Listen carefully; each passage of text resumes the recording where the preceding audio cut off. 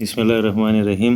انځور ته ځو. انځور کې مو د زیمبابوې 1 تریلیون ډالر یو نوټ راغستی ده، د افغانیو 10,000 15,000 او 0 او صرافۍ کې انځور ګورو چې ډېرې زیاتې کیش ورسره موجود ده. نو د پوهېدنې لپاره مو دغه انځورونه راخیستي. مخته ځو، یو ټیبل مو جوړ کړی ده، ټیبل باندې بحث کوو. موږ د اقتصاد وضعیت بحث کوو، د پیسو نقدي جریان یا کیش فلو په بازار کې څونه پیسې موجودې دي، جریان لري یا په هیواد کې، د توکو وضعیت او پرچیسینګ پاور، د پیر او پلور ارزښت یا د پیسو ارزښت په هغه وخت کې څنګه ارزیابي کوو. مخته ځو. انفلیشن په دوامدار ډول باندې په قیمتونو لوړوالي ته وایي.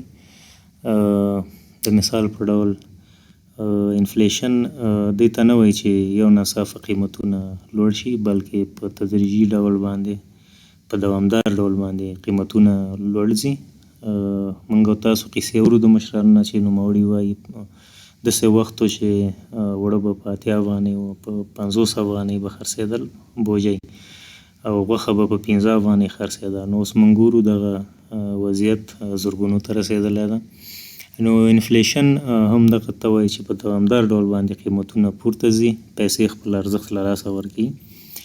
دې ته انفلیشن ویلی کېږي. انفلیشن کې پیسې په بازار کې زیاتې وي، یعنې کیش فلو په بازار کې زیاته وي او توکي چې دي په بازار کې کم وي. او پرچیسینګ پاور یا پیر پلور چې دی د هغه ارزښت هم څه شی وي د پیسو کم وي په دې انفلیشن کې. ډیفلیشن دویمه برخه ده. د انفلیشن متضاد یا معکوس ده. ډیفلیشن کې موږ هم انفلیشن کې ویلې قیمتونه پورته ځي، خو ډیفلیشن کې قیمتونه لاندې راځي. دې وخت کې پیسې کیش فلو په بازار کې زیاتې، توکي زیات پیدا کېږي او د پیسو ارزښت هم په بازار کې زیات وي. یعنې د انفلیشن اپوزیټ ده. انفلیشن کې قیمتونه پورته ځي، ډیفلیشن کې قیمتونه ښکته راځي. دې وخت کې اقتصادي وضعیت د یو هیواد یا د بازار ډېر ښه پرمخ ځي، ځکه هر څه موجود وي. ډیس انفلیشن کې پیسې موږ سره زیات وي په بازار کې یا په هیواد کې، توکي موږ سره کم پیدا کېږي په دې اقتصادي وضعیت کې ډیفلیشن کې، او پرچیسینګ پاور زموږ زیات وي. صرف په دې کې څه شی مختلف دی د انفلیشن او ډیفلیشن نه، چې دې وخت کې انفلیشن ډېر استه وده کوي یا جریان مومي، نو ډېر په استه باندې انفلیشن هغه فیصدي چې ده مخته ځي. ریسیشن په حالاتو کې د اقتصاد په وضعیت کې پیسې بازار کې کمي او توکي په بازار کې زیات وي او پرچیسینګ پاور هم زیات وي.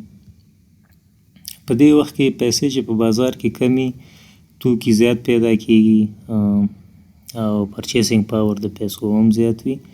او دغه ریسیشن په ځینو سکتورونو باندې راځي، نه په ټول اکانومي یا اقتصاد باندې یا یو هیواد په کچه باندې. د اکثره په لګژري آیټمز باندې راځي، له موټر او ځمکه داسې نور چې کله قیمته کېږي پیسې کمیږي، نو دغه سکتورونو باندې ریسیشن راځي. اکثره موږ او تاسو داسې نه وایو چې په یو هیواد باندې ریسیشن راغلی ده. یو بزنسمین بارګین یا کاروباري وایي زما بزنس ریسیشن کې راغلی ده. نو دې وخت کې موږ سره پیسې بازار کې کمي، توکي زیات پیدا کېږي، پرچیسینګ پاور یا د پیسو ارزښت هم په بازار کې زیات وي. ریسیشن په ځینې سکتورونو باندې راځي. ریفلیشن په موده کې پیسې زیاتې وي، پرچیسینګ توکي هم زیات وي، پرچیسینګ پاور هم زیاتېږي. د دې توپیر د ډیفلیشن سره همدا ده چې د دې دواړو چې موږ ټیبل ګورو دواړو کې نقدي او پروډکټس او پرچیسینګ پاور یو شی ده. نو ریفلیشن او ډیفلیشن کې فرق دا دی چې ریفلیشن خپله دولت راولي د څه شي لپاره، د ریسیشن مخنیوي لپاره. تر څو ریسیشن مخه ونیول شي نو ریفلیشن دولت راولي. دولت څنګه ریفلیشن راولي؟ د ځینې مالیات کموي په ځینو برخو کې، نو تر څو پورې خلکو سره پیسې زیاتې پاتې شي او دولت ته پیسې کمې ورسیږي نو د همدې له خاطره چې بازار پیسې پیدا کړي ریفلیشن دولت راولي. ډیپریشن په حالات کې د ریسیشن نه وروسته اکثره ډیپریشن راځي چې پیسې په ریسیشن کې کمیږي او په ډیپریشن کې پیسې بیخي زیاتې کمیږي، توکي کم پیدا کیږي او د پیسو ارزښت هم کمیږي. دې وخت کې بازار کې توکي هم نه پیدا کیږي، پرچیسینګ پاور هم ښکته ځي او د ټول هیواد بازار کې او نغدې پیسې هم بازار کې کمی. دغه وضعیت ته ډیپریشن ویلی کیږي.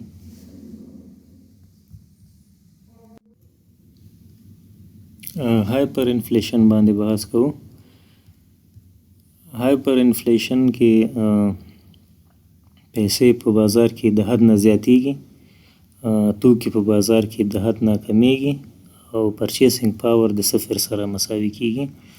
مثال منګه د زیمبابوې دا نوټ چې راغستی ده $100 ټریلیون، زیمبابوې دومره زیاتې پیسې په خپل هیواد کې چاپ کړې چې ارزښت یې له لاسه ورکړه نو هایپر انفلیشن هلته راغی.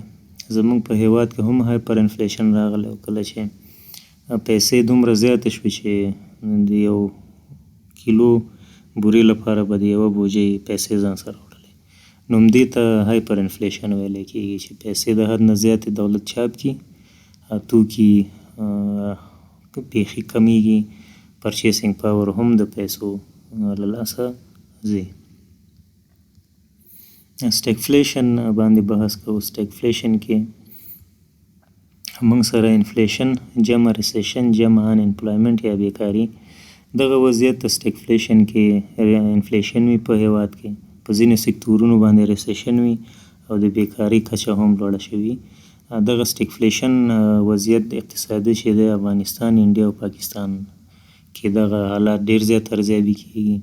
اوس فعلا چې موږ اقتصادي وضعیت ګورو د افغانستان، هایپر انفلیشن خو نه بلکې ډیپریشن یو څه اندازه شته دی په دې چې حتی خلک د خوراکي توکو اخیستلو ته هم حیران شوي دي، پیسې دومره کمې شوي دي او وخت سره پرچیسینګ پاور د پیسو ارزښت هم کمیدو کې دی. اوس کرنسي ویلیو چې ده ښکته روانه ده ډالر په مقابل کې.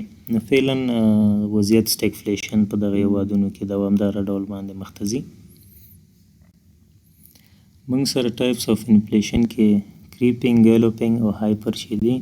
کریپینګ ستا قدم وهلو ته وایي، ګیلوپینګ قدم وهلو ته وایي، هایپر منډې ته ویلی کیږي. نو دغه ټایپس آف انفلیشن چې دي کریپینګ، ګیلوپینګ او هایپر. کریپینګ چې انفلیشن استه مخ ته ځي راځي، ګیلوپینګ له قدم وهلو په اندازه باندې سپیډ او هایپر ډیر تیز راتللو ته د انفلیشن ویلی کیږي. موږ سره ډیمانډ پول، کاست پوش او بوټل نیک انفلیشنز چې دي. ډیمانډ پول انفلیشن هغه وخت کې راځي کله چې د بازار کې سپلای په خپل حالي خو ډیمانډ د اندازې نه ډیریږي، تقاضا ډیریږي، دې وخت کې ډیمانډ پول انفلیشن راځي. کاست پوش انفلیشن هغه وخت راځي کله چې د ټیکنالوژي یا برق یا د پټرول قیمتونه پورته ځي د لیبر یا د مزدور سره، نو هغې سره طبیعي ده چې د تولیداتو قیمتونه به پورته ځي ځکه د هغه مصارف ډیریږي. دې ته کاست پوش انفلیشن ویلی کیږي. بوټل نیک انفلیشن چې ده د سپلای له وجې نه راځي، کله چې بازار کې ډیمانډ مغومره وي خو سپلای کمیږي د خپل حد نه، دې ته بوټل نیک انفلیشن ویلی کیږي. مونږ د انفلیشن کالکولیشن یا حساب کوو. هیډلاین شارټ ټرم لپاره کالکولیشن یا حساب کیږي د انفلیشن چې څو فیصده مخکې ځي. کور لانګ ټرم انفلیشن کالکولیشن یا حساب کیږي چې په لانګ ټرم یا لانګ او اوږد مهاله څومره موږ انفلیشن څو فیصده زیاتیږي. نو شارټ ټرم کې اکثره پټرول او خوراکي توکي شارټ ټرم کې حسابیږي ځکه د دې توکو قیمتونه وخت په وخت پورته او ښکته راځي. کور لانګ ټرم انفلیشن چې دی دا بیا د لانګ یا د زیاتې مودې لپاره د انفلیشن حسابول دي. د انفلاسیون اغیز، د انفلیشن اغیز چې دی د پیسې د اخیستونکي د یا ډیبیټر ګټه ده او د ورکوونکي کریډیټر تاوان کوي. قرض ورکوونکی تاوان کې وي او اخیستونکی ګټه کې وي، ځکه وخت سره انفلیشن دی، پیسې خپل ارزښت له لاسه ورکوي. هغه څوک چې پیسې ورکوي وروسته د ارزښت د پیسو کمیږي، نو ځکه کریډیټر هر وخت په تاوان کې. عاید زیاتیږي ځکه دولت عاید زیاتوي، عاید سره د ډیمانډ تقاضا هم زیاتیږي. د انفلاسیون پر مهال صادرات باید کم، ټیټ او واردات زیات یا لوړ شي. کله چې یو هیواد خپل تولیدات لري، نو تر څو یې په ټیټه بیه خپل هیوادوال واخلي، د انفلیشن یو څه مخه نیول کېږي. او که چېرته خپل توکي ټول صادر شي او وارد توکي استعمالوي، نو د هغوی اکانومي چې دا روح به های انفلیشن وي، هلته به قیمتي زیاتیږي او هم به د پرچیسینګ پاور ورسره کمیږي. فیلپ کرف 1958 کې فیلپ یو کرف یا یو تیوري لري، په هغې بحث کوو. نوموړی وایي انفلاسیون د بیکارۍ سره متضاد معکوس تړاو لري. ګورو چې د ده تیوري سره همته ده. موږ یو ایکس اکسس لرو، یو وای اکسس کې موږ ایکس اکسس کې موږ د وزګارتیا کچه یا ان امپلایمنټ ریټ نیسو، او په وای اکسس کې موږ انفلیشن نیسو، د فیصدي کچه یې تعینوو. موږ یو کرف لرو چې دې ته د فیلپ کرف وایي. موږ یو ای نیسو، یو بی نیسو. فیلپ کرف وایي که چېرته موږ 6% موږ ان امپلایمنټ ولرو، نو انفلاسیون به موږ سره په 100% وي، 4% به وي. یعنې که موږ سره بیکاري کچه 6% وي، نو انفلاسیون به موږ زغمو 4%.